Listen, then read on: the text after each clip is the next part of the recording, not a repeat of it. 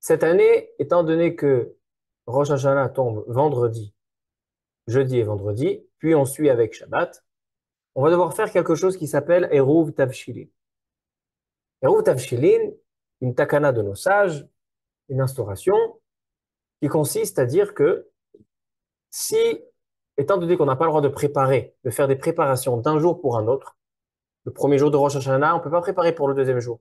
Et ainsi, le deuxième jour de Rosh Hashanah, on ne peut pas préparer pour Shabbat. Alors nos sages ont dit, si tu veux préparer du deuxième jour de Yom Tov, deuxième jour de Rosh Hashanah pour Shabbat, tu vas devoir faire quelque chose qui s'appelle Eruv Tavshilin. Qu'est-ce que c'est Eruv Tavshilin? La Mishnah dans Masechet Betza, à la page 15, nous dit comme ça. Yom Tov, shechal liot erev Shabbat. Un Yom Tov qui tombe veille de Shabbat. Lo yevashel batchila mi Yom Tov le Shabbat. Non, il s'agit de 3 jours. On va devoir préparer beaucoup de plats.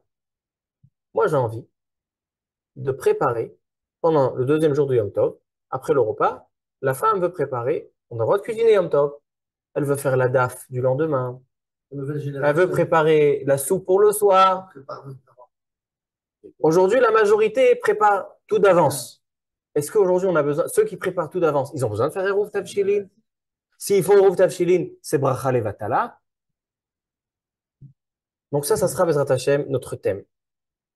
Alors, la Mishnah le dit comme ça, que pour cuisiner, maintenant, parlons dans un cas de figure où il a besoin de cuisiner. Il a envie de faire la daf de Shabbat, la préparer vendredi après-midi, quand c'est encore au Shashana. Moutar ou asso. Alors, dit la Mishnah, si tu fais Eruv Tavshilin, c'est moutar. Qu'est-ce que c'est quoi Eruv Tavshilin?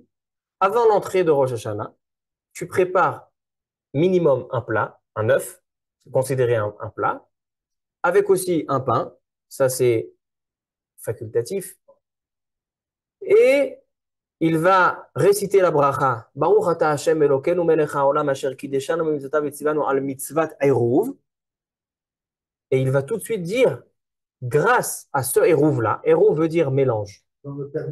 Ce eruv-là va me permettre de cuisiner le deuxième jour de Rosh Hashanah pour Shabbat. Parce que eruv tavshilin consiste qu'en fait, maintenant, toute préparation est pour tout le temps. J'ai tout mélangé. C'est pas que j'ai préparé un jour pour l'autre. J'ai préparé le deuxième jour de Yom Tov, c'est bon. Ça, c'est le eruv tavshilin. Tous les jours. Alors donc, on va voir. On va voir. Il n'y avait pas de manière de conservation. Non. Maintenant, a priori, il y a un problème avec ce Eruv Tavshilin. La Gemara dans Masechet Psachim, page 46, nous dit la chose suivante. Un homme qui se trouve Yom Tov, un Yom Tov normal, et il cuisine pour Motsai Yom Tov un jour de semaine. Il transgresse un interdit. A priori. Là, tu dis un problème de Hachana. Alors, Rav Rizda, il dit qu'il transgresse un interdit d'Eoraita de Ach Asher Yaaseh Lechol Nefesh. Ce qu'on a le droit de cuisiner pendant Yom Tov, c'est seulement pour consommer le jour même. Si je cuisine pas pour consommer le jour même, j'ai profané dans cette cuisson, j'ai profané, c'est comme si j'ai allumé de la lumière. C'est comme si j'ai labouré mon champ. J'ai profané le Yom Tov, loqué, dit Rav Rizda. Rabba, il dit, eno loqué. Non, il n'y a pas de malcote. Pourquoi? Parce qu'il dit Rabba, Ho'il vemekal'ele orchim. Étant donné qu'il est possible que pendant Yom Tov vont venir des invités, alors donc c'est vrai que j'ai cuisiné pour la semaine, mais si les invités viendront, je leur donnerai cette nourriture. Donc en fait, c'est pas considéré que j'ai cuisiné pour Motsai Yom Tov, même si c'était mon intention. Donc, c'est pas si grave cette interdiction. C'est un sourd des Rabbanan. Demande Rabba à Rav Rizda. Toi qui penses qu'il est interdit de préparer le Yom Tov pour la semaine Minatora, comment un Rosh Hashanah ou un Yom Tov qui tombe veille de Shabbat, si on fait le Eruv Tavshilin, on peut cuisiner Yom Tov pour Shabbat. On n'a pas le droit de cuisiner, ce qui c'est pas pour la journée. A priori, parce que Eruv Tavshilin, c'est une takana de nos sages. Takana de nos sages ne peut pas permettre une interdiction de Horaïda. Donc il dit, selon moi, dit Rabbah, c'est compréhensible. parce que moi, il n'y a pas d'interdiction de la Torah de cuisiner parce que peut-être vont venir des invités, c'est seulement des rabbins. Pour des rabbins, tu fais le Hérouf Tavshili. Mais selon toi, Rav Rizda, qui pense que celui qui cuisine Yom Tov pour un jour de semaine, étant donné que ce n'est pas pour Yom Tov, c'est un interdit de Horaïta, comment le Hérouf Tavshili marche? Comme ça demande Rabat. C'est vrai. C'est vrai, c'est vrai. Mais il demande surtout le deuxième jour de Yom Tov. Ou surtout Yom Tov, ou un Yom Tov normal. Par exemple, quand Yom Tov, si Pessah, il tombe Erev Shabbat. Il ne peut pas tomber Erev Shabbat. Mais s'il y a un Yom Tov qui tombe Erev Shabbat. Shavuot qui tombe Erev Shabbat. Et ensuite, Shabbat. Tu fais Erev Tavshili. Et le premier jour, il est Horaïta. Pour nous, en Eretz Israël. En Eretz Israël, il n'y a pas de deuxième Tov. C'est Yom Tov et Shabbat, les deux de Horaïta. Il dit comment tu peux m'aider avec Erev Tavshili? Répond Rav Rizda. Moi, ce que j'ai dit qu'on transgresse un interdit de Horaïta, c'est quand je cuisine Yom Tov pour la semaine. Mais quand il s'agit de cuisiner Yom Tov pour Shabbat, que les deux, ce sont des jours kadosh. Donc, il dit là, mutar minatora de cuisiner. C'est juste une xéra des chachamim. Les chachamim, ils ont dit, si je permets aux gens librement de cuisiner vendredi qu'il y a un Yom Tov pour Shabbat, ils vont dire, ils vont cuisiner aussi Yom Tov pour la semaine. Donc, ils vont démarquer. Ils vont démarquer. Comment ils vont démarquer? Avec le Rouv Tavshilin. Même Inatora, selon Rabba ou Rav Rizda, on a le droit de faire midéoraita, des cuisiner Shabbat, Yom Tov pour Shabbat. Midé Rabanan, c'est interdit. Donc, le Rouv Tavshilin, ils mettent pour ça. Maintenant, pourquoi je vous ai raconté tout ça? Je vous ai raconté tout ça pour... Non, s'il ne fait pas assaut de cuisiner, c'est autre chose, mais il y a un hérouf. S'il n'y a pas de hérouf, on n'a pas le droit de cuisiner. Alors maintenant, à votre taille, pourquoi je vous ai raconté tout ça? Il y a un biur halacha, le Chafetz Chaim, qui donne un très très joli calcul. Si je cuisine Yom Tov pour Shabbat, donc vendredi, Rosh Hashanah, Shabbat, mais je cuisine dans un moment où les invités ne peuvent pas venir. Par exemple, je cuisine un quart d'heure avant la tombée de la nuit, avant la shkia. Est-ce que le héros Tavshilin me permet de cuisiner à ce moment-là ou pas? Selon Rav Rizda, qui dit que non, on peut cuisiner 1 heure avant, 2 heures avant, 3 heures pendant. Mais quand je suis maintenant à la fin de la journée, où le temps de cuisson ne permet pas qu'il y ait des invités qui viennent et de leur. Donc, alors, trop court. Alors, on explique. Selon Rav Rizda, qui dit qu'on a le droit de cuisiner un jour de Yom Tov pour un Shabbat, parce que les deux sont 2 jours de Kedusha, ça ne change rien quand je cuisine. Si je cuisine Rosh Hashanah le matin, vendredi matin ou vendredi après-midi, 5 minutes avant la Shkia. Mais selon Rav Rizda, selon Rabat, qui dit que pourquoi on a le droit de cuisiner avant le Rosh Hashanah, avant Shabbat, parce qu'il est possible qu'il y ait des invités qui viennent, et donc ce n'est pas de Horaïta. Dans un cas de normalité, c'est interdit de Horaïta. Pour des Horaïta, le Rouv Tavshili ne peut pas m'aider. Donc selon ça, imaginez-vous une femme qui a préparé sa daf. Elle prépare la daf de Shabbat dans une semaine, c'est vendredi Rosh Hashanah. Elle prépare, à 4 heures l'après-midi, elle prépare sa daf. 10 minutes avant la shkia, avant la fin de la journée, elle dit « Ah, j'ai pas mis les pommes de terre, j'ai pas mis le riz, j'ai pas mis le... » Est-ce qu'elle peut mettre? Selon Rav Rizda, elle peut mettre. Selon Rabat, elle transgresse un interdit de Horaïta. L'halakha, elle est comment? Elle n'est pas d'après Rabat? Elle est comme Rav Rizda? L'halakha, elle n'est pas d'après eux. Pourquoi? Selon les deux, on a le droit de faire avec le Rouv Tavshilin. Mais avant.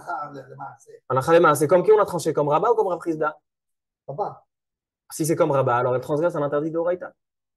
Parce qu'il dit Rabat, quand le Rouv Tavshilin m'aide, quand c'est dans 1 heure dans la journée où il peut y avoir des invités.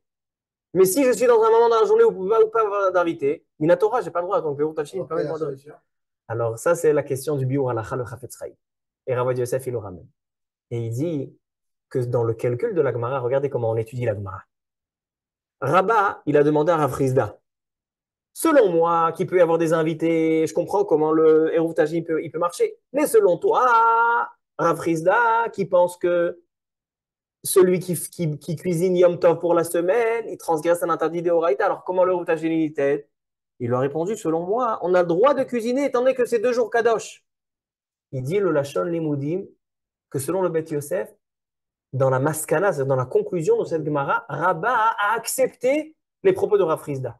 Donc c'est vrai qu'on tient les propos de Rabba de dire que Ho'il ve'mekal eleorim. Mais il y a une autre halakha qui te dit que quand c'est Yom Tov avant Shabbat, c'est-à-dire qu'à la maskana, il y a deux cas de figure. Il y a un Yom Tov avant un jour de semaine et il y a Yom Tov avant Shabbat.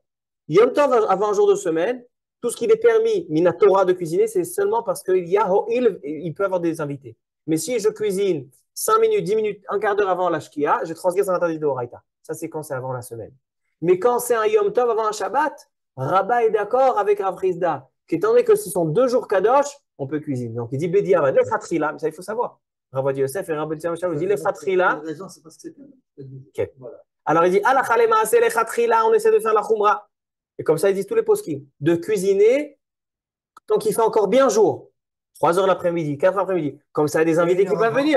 Mais 1 heure avant, si la cuisson elle est rapide, oui. Il ne faut pas que ça se. Mais si je fais la cuisson trop tard, il ne faudrait pas tarder. Mais si jamais j'ai tardé, Bediava, Defchar, ils sont Mekilim, le Biur Alacha et le Rav Yosef, ils sont Mekilim de faire ainsi le Rav Yosef Nabashaou. Maintenant, dernière question. Quand aujourd'hui, la majorité des plats sont cuisinés d'avance, les gens ne cuisinent pas. Surtout qu'aujourd'hui, il y a des plaques à induction. Aujourd'hui, c'est pas ça. Aujourd'hui, il y a les plaques à induction, ou les plaques électriques, ou les fours électriques. Il y a presque plus de gaz dans les maisons.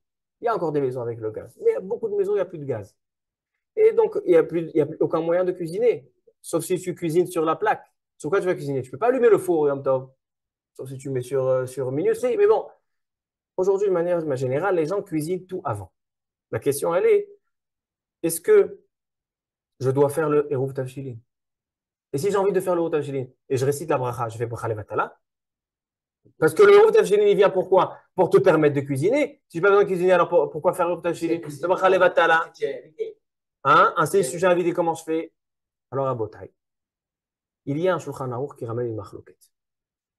Est-ce que j'ai le droit d'allumer les nérotes de Shabbat pendant Yom Tov? J'ai envie d'allumer les nérotes, n'est-ce pas? Est-ce que j'ai le droit d'allumer les nérotes, de faire cette action d'allumer les nérotes pour le lendemain? Ou il faut le Eruv Tavshilin? Pour le Shabbat. Machloket Rishonim.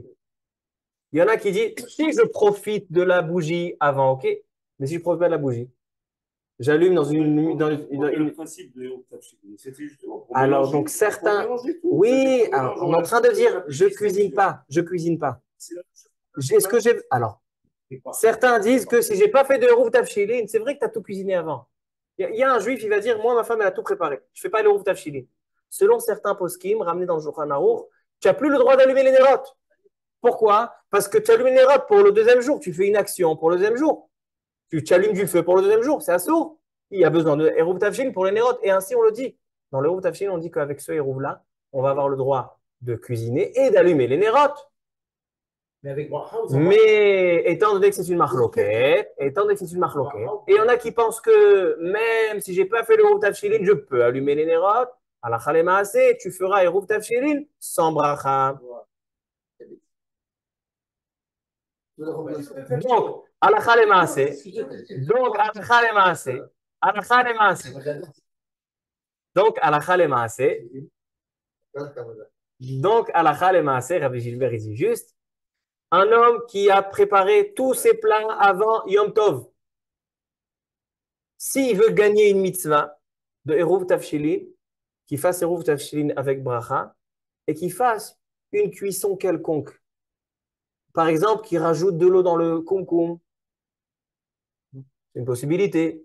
Comme ça, il a fait la mitzvah de Eruv Tavshilin, il fait la bracha al mitzvah Eruv. Mais s'il n'a pas envie de faire ça, il faut qu'il fasse quand même un Eruv pour permettre, selon certains poskim, l'allumage des nérotes. Mais à ce moment-là, il fera son bras. Et tu rajouter des patates. Hein? Ceux qui vont à l'hôtel.